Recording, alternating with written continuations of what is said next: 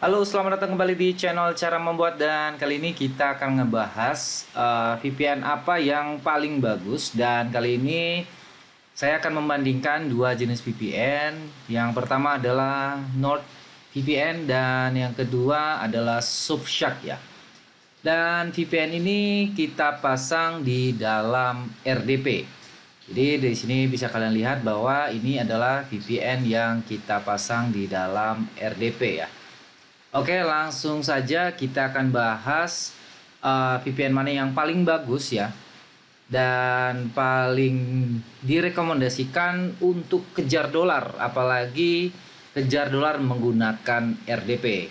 Oke, sekarang kita akan bahas pertama tentang Nord dulu ya. Tentang Nord dulu kita akan bahas dari segi harganya. Nah, kalau dari segi harga kita bisa lihat bahwa NordVPN ini kita pakai dalam satu bulan itu $12 ya. Jadi $12 per bulan.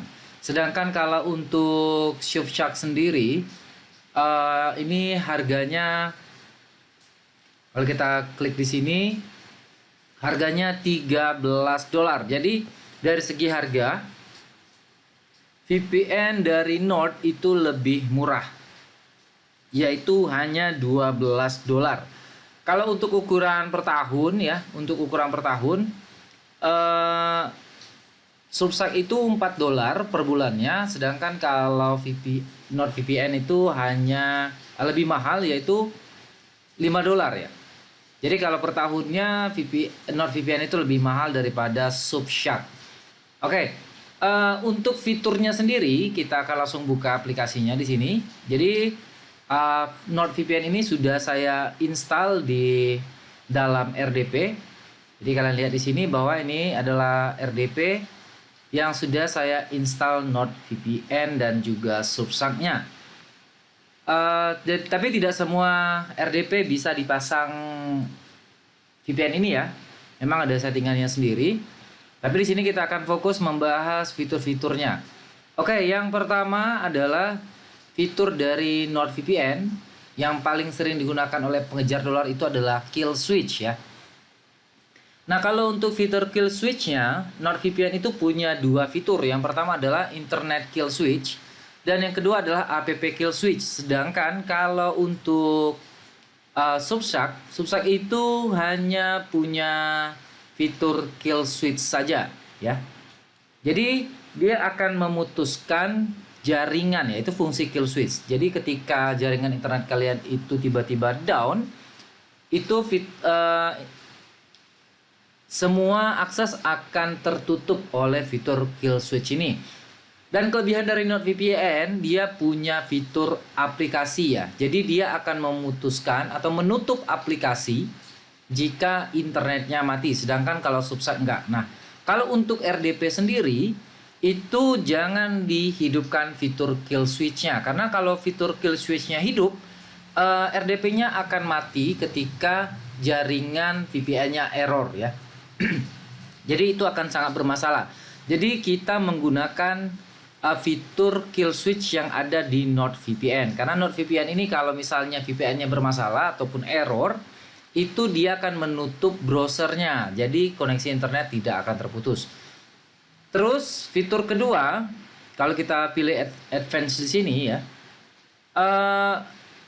itu tidak terlalu jauh beda. Tetapi untuk Surfshark sendiri itu ada fitur speed test untuk setiap IP atau setiap negara yang akan kita pakai untuk kejar dolarnya. Sedangkan kalau untuk NordVPN itu enggak. Jadi ini adalah keuntungan kita kalau kita menggunakan Surfshark. Tetapi kalau menggunakan NordVPN, biasanya kita akan cek speed testnya menggunakan ini ya, menggunakan situs speed test biasa. Contohnya misalnya kita hidupkan saja di sini. Kita akan coba konekkan ke Australia.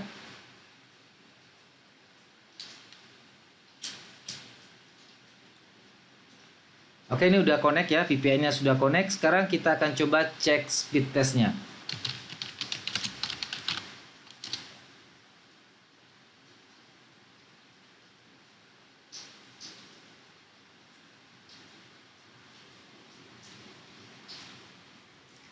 Jadi ini lumayan sekali ya. Ini enaknya kalau kita pakai RDP, jaringannya itu bagus sekali ya. Tidak takut videonya nge-lag ataupun bermasalah ya. Itu enaknya kalau kita menggunakan VPN di dalam RDP. Oke, di sini kita lihat bahwa speed test menunjukkan bahwa untuk downloadnya 234 Mbps, sedangkan upload 291 Mbps. Kalau kita menggunakan Australia, menggunakan NordVPN ya. Sekarang kita akan coba konekkan menggunakan Subshark di negara yang sama, yaitu negara Australia. Kita akan coba Sydney.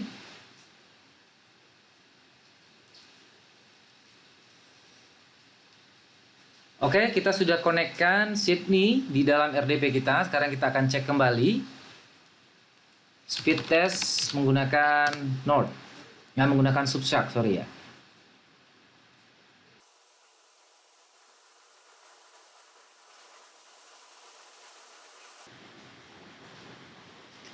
Nah, di sini kita bisa lihat bahwa speed dari NordVPN itu masih lebih kencang daripada kita menggunakan Subshark. Jadi kalau untuk ukuran speed itu masih bisa kita andalkan VPN Nord ya. Dan yang terakhir, ini adalah fitur yang paling saya senangi dari NordVPN, yaitu fitur lokasi ya. Kalau Sydney, kita pilih Sydney di sini, itu biasanya IP yang akan muncul itu hanya sedikit sekali ya. Jadi kalau misalkan kita cek WOR di sini,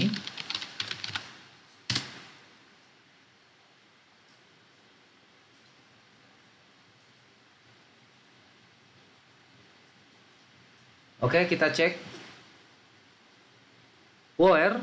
Di sini IP-nya Singapura, DNS-nya Australia. Ya. Berarti ini tidak bisa kita pakai. Dari segi koneksinya ternyata Subshark itu suka kayak gini lah. Suka sekali IP-nya yang digunakan itu bukan berasal dari negara yang kita inginkan. Contohnya, kita inginkan Australia, ternyata hanya DNS saja yang muncul. Oke, sekarang kita akan ganti, kita coba ganti lagi, tetap di Sydney.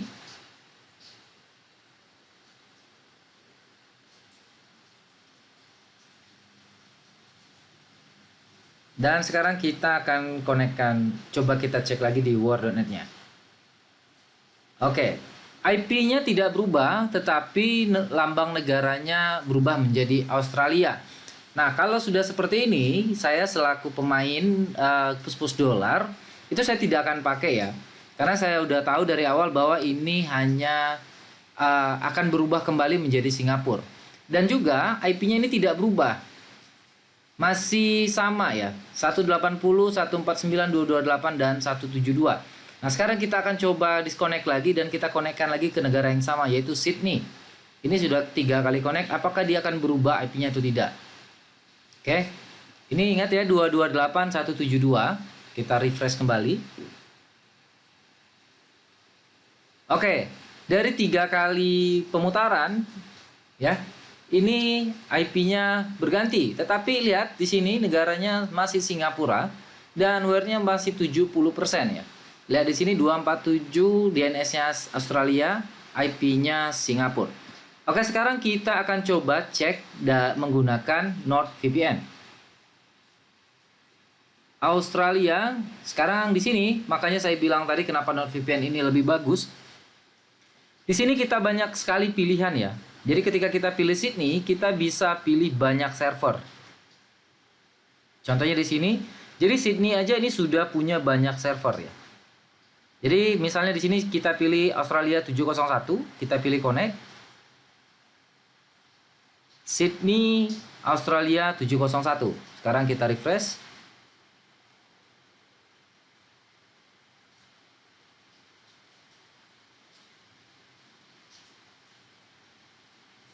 Oke, 212.99 ya. 212.29. Oke, ini IP pertama.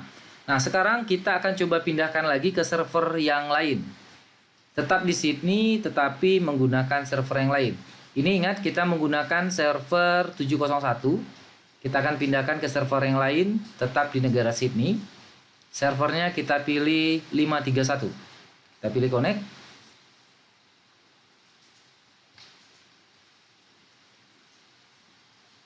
(212.29), apakah berubah?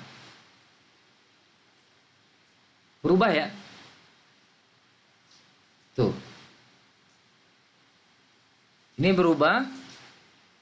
Sekarang kita akan coba pindahkan lagi ke server yang lain. Tetap di Sydney tapi menggunakan server yang lain. Kita pilih server 529. Ingat di sini 212.109 ya. Kita pilih connect.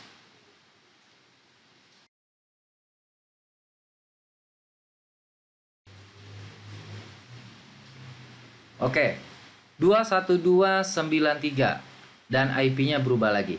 Nah, kenapa saya lebih cenderung membahas tentang perubahan IP ini? Jadi, kalau untuk kejar dolar itu, IP-nya tidak boleh sama ya. Jadi, kalau misalkan IP-nya ini sudah terpakai, biasanya saya tidak akan pakai lagi selama 2 hari berturut-turut. Jadi, di hari ketiga akan saya pakai kalau misalnya dia ketemu. Makanya saya itu sering bilang bahwa merekap IP yang kita gunakan itu sangat penting untuk kejar dolar. Dan hal inilah yang tidak bisa diakomodir di dalam sebuah grup VPN. Makanya saya tidak merekomendasikan untuk bergabung di dalam sebuah grup. Lebih bagus untuk fokus kejar dolar sendiri, karena kalian bisa kontrol IP yang digunakan. Jadi jikalau kalian ingin bertanya, silakan tanyakan ke dalam komentar, tanyakan di dalam komentar ini. Dan di sini bisa kalian lihat bahwa banyak sekali fitur-fitur yang bisa kalian coba, tetapi 3 fitur andalan yang saya gunakan itu cenderung saya merekomendasikan cenderung ke VPN yang punya Nord ya. Kalau Substack saya tidak terlalu merekomendasikan untuk kejar dolar. Saya lebih merekomendasikan NordVPN karena dia punya fitur kill switch untuk aplikasi dan juga IP-nya lebih banyak. Nah, bagi kalian yang mau dapat akun NordVPN gratis selama 1 bulan, kalian bisa daftar melalui link yang ada di dalam deskripsi ya. Untuk Substack juga ada, tetapi 1 bulan gratis dari NordVPN itu setelah kalian menggunakan 1 bulan pertama. Jadi setelah kalian beli pertama, untuk pembelian keduanya kalian tidak perlu bayar lagi. Jadi beli 1 bulan akan dapat 2 bulan, seperti itu. Tapi menggunakan URL atau link yang ada di kolom deskripsi. Mungkin itu saja yang bisa cara membuat bahas di video kali ini. Semoga bermanfaat. Salam cara membuat. Jangan lupa subscribe.